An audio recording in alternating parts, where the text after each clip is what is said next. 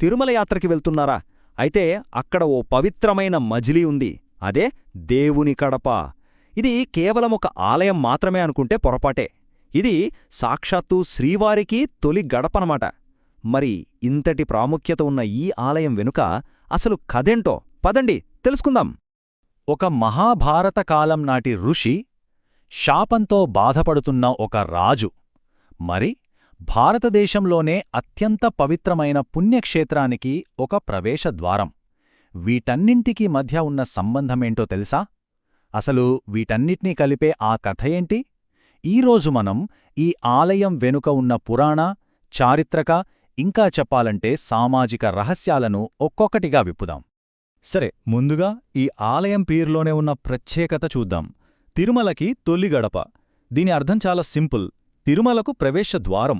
పూర్వకాలం నుండి కూడా తిరుమల వెళ్లే భక్తులు ఏం చేసేవారంటే, ముందుగా ఇక్కడికి వచ్చి శ్రీ లక్ష్మీ వెంకటేశ్వరస్వామిని దర్శించుకుని ఆ తర్వాతే తమ యాత్ర మొదలుపెట్టేవారట. ఆ గొప్ప సంప్రదాయం అద్భుతమేంటంటే ఈ రోజుకి కొనసాగుతుంది. ఈ ఆలయంలో మనల్ని అత్యంత ఆశ్చర్యపరిచే, ఇంక చెప్పాలంటే అసాధారణమైన విషయం గర్భగుడిలో ఉంది. ఏ గుడిలోనైనా మూలవిరాట్ ఒక్కరే ఉంటారు కదా, కాని ఇక్కడ అలా కాదు.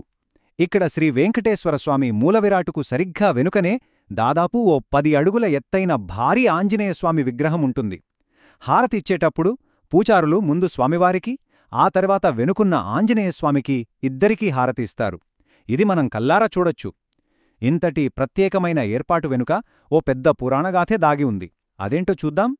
ఈ ఆలయ చరిత్రను చూస్తే అది అనేక పురాణ గాథలతో పెనవేసుకుని కనిపిస్తుంది. అసలు మొదట్లో ఈ ప్రాంతమేంటంటే శ్రీరాముడు స్వయంగా ప్రతిష్ఠించిన ఒక హనుమత్ క్షేత్రం. ఆ తర్వాత మహాభారత కాలంలో చిరంజీవి అయిన కృపాచార్యుల వారు ఇక్కడికొచ్చి తపస్సు చేశారు. ఆయన భక్తికి మెచ్చిన వెంకటేశ్వరస్వామి ఇక్కడ వెలుస్తానని మాటిచ్చారు. ఫైనల్గా జనమేజయుడనే మహారాజు స్వామి విగ్రహాన్ని ఇక్కడ ప్రతిష్ఠించి ఈ కథను పూర్తిచేశాడన్నమాట.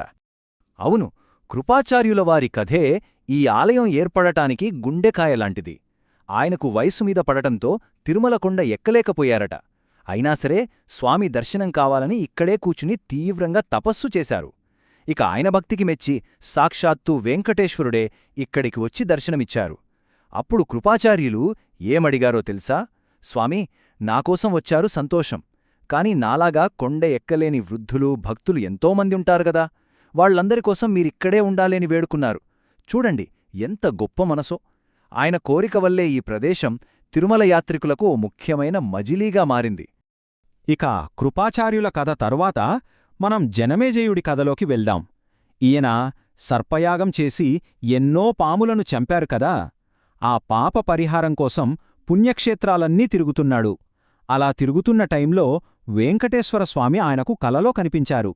ఇక్కడికి దగ్గర్లోనే ఒక పుట్టలో నా విగ్రహముంది, దాన్ని బయటికి తీసి కృపాచార్యులు తపస్సు చేసిన ఈ హనుమత్ క్షేత్రంలో ప్రతిష్ఠించు అని ఆదేశించారట. జనమేజయుడు ఆ ఆదేశాన్ని తూచా తప్పకుండా పాటించాడు. అలా ఈ ఆలయ పురాణగాథకు ఒక రూపం వచ్చింది. సరే, ఇదంతా పురాణం. మరి చరిత్ర సంగతేంటి? పురాణాల నుండి మనం చరిత్రలోకి అడుగుపెడితే ఈ ఆలయ నిర్మాణం, అభివృద్ధిలో విజయనగర రాజుల పాత్ర చాలా చాలా కీలకమైనది. అయితే ఈ కథలన్నీ కేవలం పురాణాలు, కట్టుకథలు అనుకోడానికి లేదు. వీటికి బలమైన చారిత్రక ఆధారం కూడా ఉంది. అదేంటంటే బ్రిటిష్ కాలంలో మన స్థానిక చరిత్రల్ని నమోదు చేసేవారు కదా, అలా రికార్డైనవే ఈ కడప కైఫియత్. ఈ కైఫియత్లలో ఈ ఆలయానికి సంబంధించిన కథలన్నీ ప్రస్తావించారు. సో ఇది ఈ ఆలయానికి ఒక చారిత్రక ప్రామాణికతనిస్తోందన్నమాట. ఇప్పుడు చూడండి, ఈ జాబితాలో ఎంతమంది గొప్ప రాజులున్నారో. వీళ్లంతా విజయనగర సామ్రాజ్యానికి చెందినవారే. హరిహర రాయలు, బుక్క రాయలతో మొదలుపెట్టి సాక్షాత్తు శ్రీకృష్ణ దేవరాయల వరకు చాలామంది రాజులు ఈ ఆలయానికి ఎన్నో విలువైన ఆభరణాలు, భూములు, మాన్యాలు సమర్పించారు. ఈ విషయాలన్నీ మనకు శాసనాల ద్వారా స్పష్టంగా తెలుస్తున్నాయి. విజయనగర రాజుల భక్తికి, వాళ్ల కళాపోషణకు నిలువుటడ్డంలాంటిది ఈ ఆలయంలోని ప్రధాన మండపం. ఒక్కసారి ఈ స్తంభాల్ని చూడండి. వాటిపై చెక్కిన ప్రతి శిల్పం కూడా ఆనాటి శిల్పుల నైపుణ్యం ఎంతో, ఆ రాజులకు దైవభక్తి ఎంతో మన కళ్లముందుంచుతుంది. అద్భుతం గదా? ఓకే, ఇప్పటివరకు కథ, చరిత్ర చూశాం కదా. ఇప్పుడు మనం ఒక యాత్రికుల్లా మారిపోదాం. ఈ ఆలయాన్ని సందర్శిస్తే అక్కడ మనం అస్సలు మిస్ కాకూడని కొన్ని ప్రత్యేకమైన అంశాలేంటో చూద్దాం. ఎందుకంటే ఈ ఆలయం కేవలం ఆధ్యాత్మిక కేంద్రమే కాదు, అదొక అద్భుతమైన శిల్పకళా ప్రదర్శనశాల కూడా. సరే, మీరు ఆలయంలోకి అడుగుపెట్టగానే ముందుగా ఒక చిన్న మండపంలో స్వామివారి పాదాలను తాకి నమస్కరించుకోవచ్చు. ఆ తర్వాత లోపలికి వెళ్ళాక నా మాట విని ఆ ప్రధాన మండపంలోని స్తంభాలపై ఉన్న శిల్పాలను తప్పకుండా గమనించండి. వాటిలో ఒక తాండవ గణపతి శిల్పముంటుంది. అది చాలా ఫేమస్. ఇంకో ఇంట్రెస్టింగ్ విషయమేంటంటే ఇది వైష్ణవ ఆలయం అయినా సరే ఇక్కడ గణేశుడికి ఒక ప్రత్యేకమైన సన్నిధి ఉండటం విశేషం. ఇక ఆలయంలో ఇంకో ముఖ్యమైన ఆకర్షణేంటంటే పైకప్పులో ఉండే రాతి బల్లులు. మనందరికీ కంచిలోని బంగారు వెండి బల్లులు గురించి తెలుసుకదా? వాటిలాగే ఇక్కడి ఈ రాతి బల్లులను తాకితే బల్లి మనమీద పడటం వల్ల కలిగే దోషాలుంటాయే అవన్నీ పోతాయని భక్తులు బలంగా నమ్ముతారు. ఇప్పటివరకు మనం పురాణం, చరిత్ర, శిల్పకళ గురించి మాట్లాడుకున్నాం. ఇప్పుడు ఈ ఆలయానికి సంబంధించిన అత్యంత ప్రత్యేకమైన ఆధునిక కాలంలో చాలా ప్రాముఖ్యత ఉన్న ఒక అంశం గురించి తెలుసుకుందాం. అదేంటంటే ఈ ఆలయం మత సామరస్యానికి ఒక సజీవ కేంద్రంగా ఎలా నిలుస్తోందో చూద్దాం. చూడండి, ఈ ఆలయంలో కూడా తిరుమలలోలాగే రోజూ పూజలు, ఉత్సవాలు అన్నీ జరుగుతాయి. కాని ఉగాది పండుగ రోజున మాత్రం ఇక్కడ మనం ఒక అద్భుతాన్ని చూస్తాం.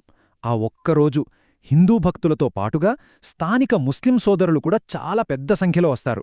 వచ్చి అదే స్వామికి వాళ్ళ ప్రార్థనలు, నైవేద్యాలు సమర్పిస్తారు. ఇది రోజూ నిన్న మొదలైంది కాదు, తరతరాలుగా వస్తున్న ఒక అపూర్వమైన సంప్రదాయం అన్నమాట. నిజంగా ఈ ఒక్క ఆచారం చాలు దేవుని కడప ఆలయాన్ని కేవలం ఒక పుణ్యక్షేత్రం అనే స్థాయి నుండి మత సామరస్యానికి ఒక సజీవ సాక్ష్యంగా మార్చడానికి.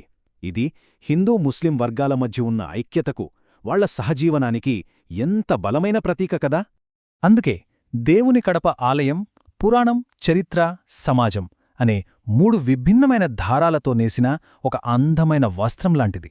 ఇది మనకేం గుర్తు చేస్తుందంటే మన పవిత్ర స్థలాలు కేవలం పూజలు చేసుకోవడానికే కాదు, వాటిలో ఎన్నో లోతైన కథలు, ఎన్నో విలువైన పాఠాలు దాగి ఉంటాయని మనం కాస్త దగ్గరగా చూస్తే చాలు, అవి మనతో మాట్లాడతాయి.